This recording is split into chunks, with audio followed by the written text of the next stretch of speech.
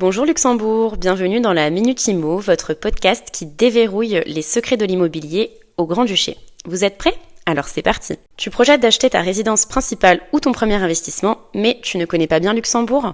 Alors ce podcast est fait pour toi.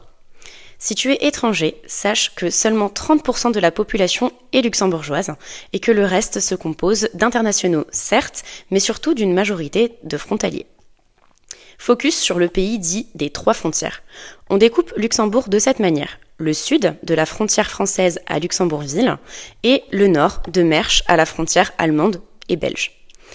La langue officielle du pays est désormais le français, mais diffère en fonction de la zone géographique.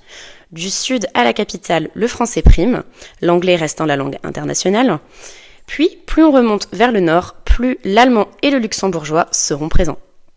En général, la capitale et le sud avec Esch-sur-Alzette et Belleval, en pleine expansion, sont les plus prisés en termes de recherche de logement, car la majeure partie de l'économie s'y trouve.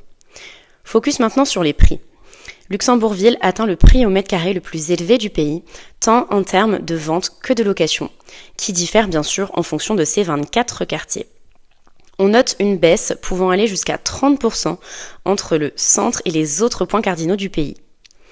Pour ta résidence principale, en fonction de ce que tu recherches, calme, proximité immédiate du centre-ville, et de ce que tu es capable d'endurer en temps de trajet, car Luxembourg est connu pour un trafic dense, tu choisiras ta zone géographique de prédilection.